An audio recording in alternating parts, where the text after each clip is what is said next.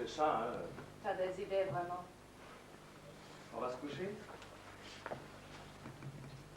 On les fera demain? On le fera demain. Il faut un carton plus grand. Mais non, mais non. Et la lettre? Quelle lettre? Tu sais bien va. On la fera demain. Demain, tu me diras demain et encore demain. J'ai pas de papier. Fais un brouillon là-dessus. Je recopierai. T'as un crayon?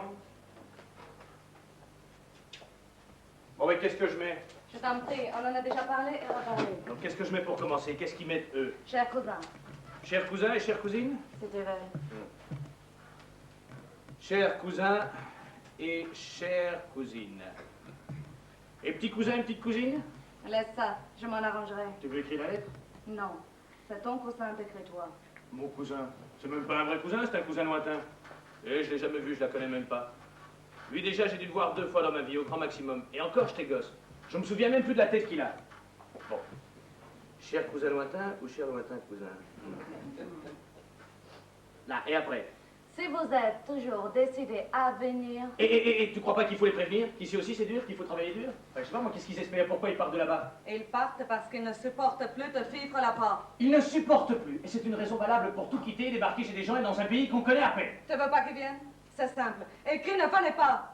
Mais ne me rends pas folle, on en a déjà parlé et reparlé s'il te plaît. Je demande, c'est tout, s'il faut pas les prévenir, qu'ici aussi c'est dur, qu'il faut travailler dur, surtout qu'ils ne se fassent pas d'illusions. Qui se fait des illusions? Mais eux, peut-être qu'ils s'imaginent quelqu'un se baisser pour ramasser du pognon. Bon, je vais me coucher. Non mais c'est terrible, ça, c'est toi qui me demandes d'écrire la lettre et puis quand je commence, tu vas te coucher. Bon. Écris.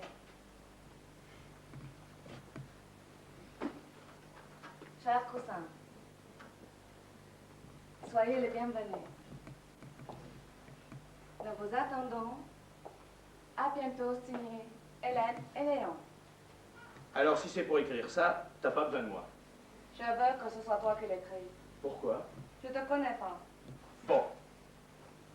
Cher cousin, venez, nous vous attendons.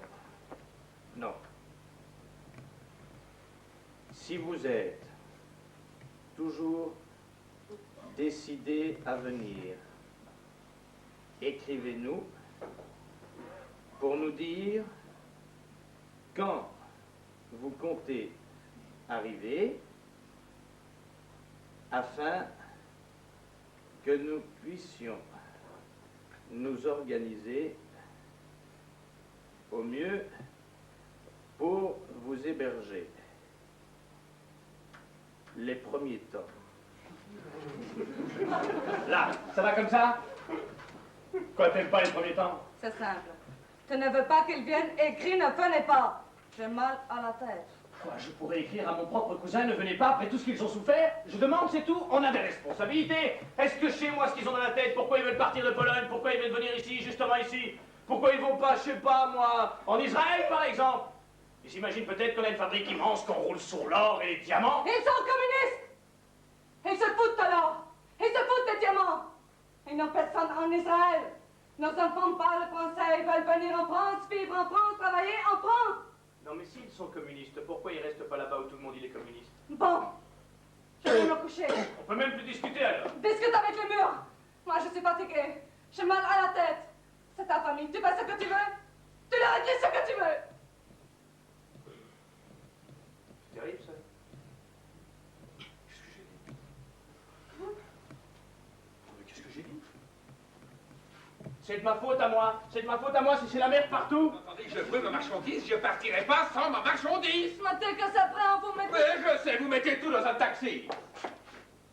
Mais rien n'est prêt, rien. Voyons, monsieur Marx, tout ce que te prend, faut la déjà livrer. Que des 40, et j'ai besoin de toutes les tailles. Vous m'avez livré que des 40, ça me sert à rien que des 40. Léon, Hein? vous vous cachez sous les tables maintenant? Je me cache, moi? Pourquoi? Je sais pas. Non reçu. mais qui se cache ici? Pourquoi je me cacherais chez moi dans ma propre maison, hein? Je me suis assez caché dans ma vie, c'est merci. C'est merci. Non mais, D'abord, qui êtes-vous? La police, des finances? Vous entrez ici, vous criez sur ma femme, vous arrachez le travail des mêmes les ouvrières, vous fouillez sur les tables. C'est une perquisition, quoi, vous avez un mandat? Léon, pourquoi vous m'avez dit ce matin au téléphone que vous aviez mis le reste de la commande dans un taxi et que ça allait arriver d'un instant à l'autre? Moi j'ai dit ça, moi j'ai dit quoi que ce soit au téléphone. Ah oui, j'ai le temps de répondre au téléphone. Ah non, pas vous, votre femme. Hélène, pourquoi tu dis des choses pareilles? Bon, non, parlons plus. J'ai des clients, moi, ils attendent leurs marchandises, il faut que je sache. Je les fais traîner depuis le mois dernier. Le mois dernier.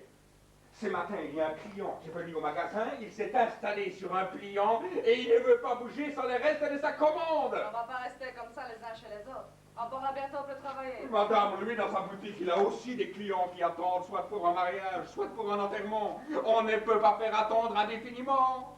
Quand on promet pour une date, il faut tenir, sinon... Oh, Léon, fais quelque chose, on a toujours travaillé le main dans le main, non? Mais c'est toujours mes mains à moi qui travaille. Je te jure que si tu ne me livres pas tout ce qui reste, tu entends tout. C'est fini entre nous, fini. Fini. Bon alors c'est fini, qu'est-ce que je dois faire? Pleurer, me pendre? Léon, tiens, un jour, j'ai un ulcère. Ah, il me parle d'un ulcère, mais j'en ai déjà deux, moi, monsieur, deux, et une gastrite. Bon, c'est fini, je supporte tout, excepté le mauvaise foi. Et où est-ce qu'elle est, le mauvaise foi, hein? Je ne suis pas plus malade que lui, peut-être. Si vous vous organisiez un peu au lieu de travailler. Encore à la cheville. Ah, je vois ce que c'est. Il veut nous coller un organisateur gérant rien. Mais avec plaisir, monsieur, qu'il vienne. Cette fois-ci, je lui donne les clés et je cours en zone libre sur la Côte d'Azur. Pourquoi j'ai tous les carons? Chez moi, c'est comme ça, tout ou rien. J'ai besoin de toutes les tailles, que les carons, c'est pas valable, ça. Si j'ai pas un peu de chaque taille, je peux pas livrer, mais je peux pas. Mais non, mais vous croyez que je garde votre marchandise chez moi par vice, hein? Livré, mais qu'est-ce que j'ai d'autre? Léon, Philippe! Nous allons faire le maximum. Ne vous inquiétez pas. Le maximum. Le maximum. Non mais regardez. Toutes les déprimées, toutes les nerveuses, toutes les instables. Et même les révolutionnaires viennent poser leur cul sur mes chaises et font semblant de travailler. Et toutes, elles ont un frère, un père, une mère, une sœur, des enfants, un mari, à tour de rôle, ça tombe malade, ça naît, ça meurt. Mais qu'est-ce que j'y peux, moi? Qu'est-ce que j'y peux, hein? Chez moi. On ne naît pas chez moi. On ne meurt pas chez moi. Il me manque Thomas Cassigné. Et mon comptable, il veut devenir chanteur. Il répète dans mon propre bureau. Comme la pluie ma femme est volage et bien peu sage qui suffit un instant. Il me rend fou. Et moi, je dois livrer pièce par pièce, courir après la marchandise, comme mes livres au compte-gouttes, tenir les livres, faire les factures, les expéditions pour le province, et puis... Bien sûr, mais vous, au moins, vous dormez la nuit. Moi, je dors la nuit. Dès que je ferme les yeux, celle-là me pousse du coude. Tu dors? Non, bien sûr. Et ça y est, c'est reparti. Tu te souviens? Celui-ci, celle-là, et comme par hasard, ils sont tous morts. Et vous savez comment? Alors elle me parle d'eux, puis après ça, elle pleure, et puis elle s'endort. Mais moi, c'est fini. Je ne peux plus dormir. Je me lève, je vais dans la cuisine, je hurle. Ah! Je ne veux rien avoir à faire avec les morts. Les morts sont morts, non? Et ceux-là sont 10 000 fois plus morts que les autres morts, puisqu'on les amène pas. Bon. Il faut penser aux vivants, non? Et comme par hasard, le seul vivant qui lui reste sur la main, c'est moi. Et elle me tue la nuit pendant que les autres m'assassinent le jour. Quel rapport avec ma marchandise? Non mais qui vous parle de votre marchandise ici, hein? Léon, ça suffit! Non mais regarde-le, il veut me faire le coup de l'ulcère.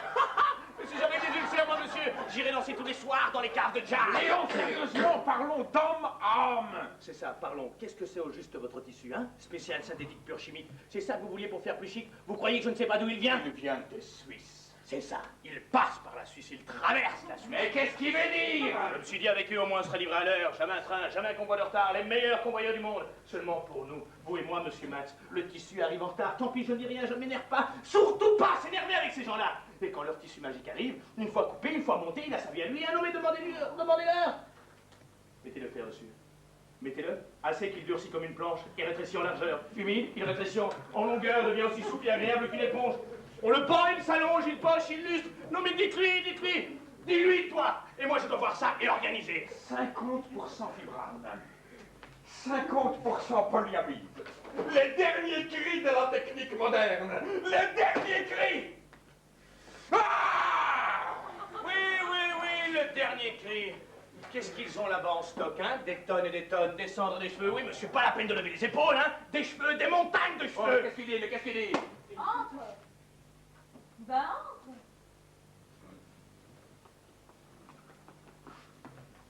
Ma mère vous fait dire qu'elle est désolée, mais elle ne pourra pas venir travailler aujourd'hui. Et c'est à 5 h du soir que tu viens me le dire? Je ne peux pas venir avant, j'étais à l'hôpital. Et ton frère? Il est à l'hôpital aussi. Ah, vous tombez malade ensemble, mais non, bravo! Non, c'est maman. Elle est à l'hôpital?